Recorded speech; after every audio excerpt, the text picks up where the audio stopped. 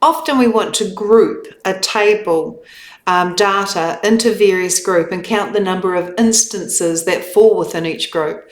Let me demonstrate what this means. So if I choose the query sales 2019 to 2021, on the Home tab to the right of split column, you see Group By.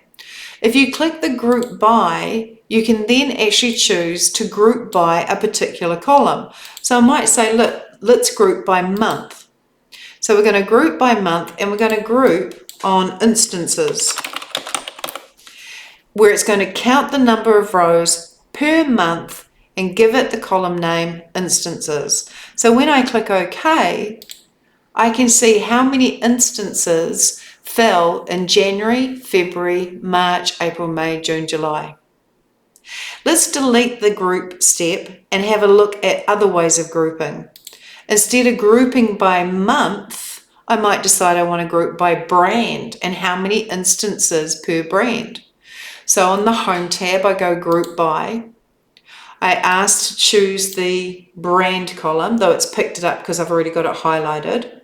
I give it the column name instances, and the operation is to count the number of rows. So we can either sum, average, max, min, or count. I think count rows is important for brand because it's text. So we'll count the number of rows and OK. So I can see how many instances of Acme, Adventure, Northwind, and the Telephone Company Limited, for example. So it's grouped by brand.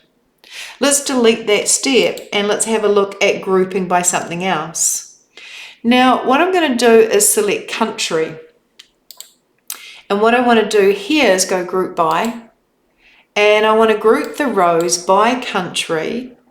And I want to say under Advanced, so I choose this option here, that I want a new column heading called Total Sales 2019.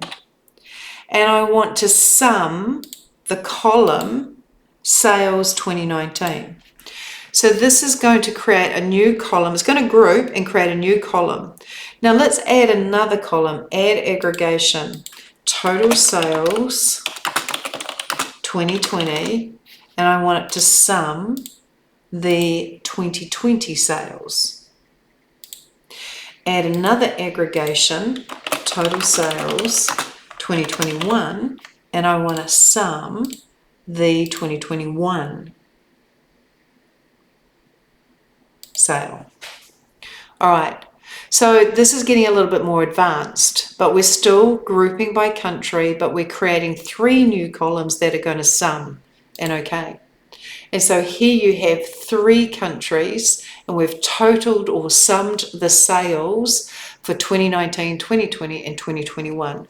Really powerful sort of grouping that you can perform with this Group By button. And then I'm just going to delete that particular step to get rid of it.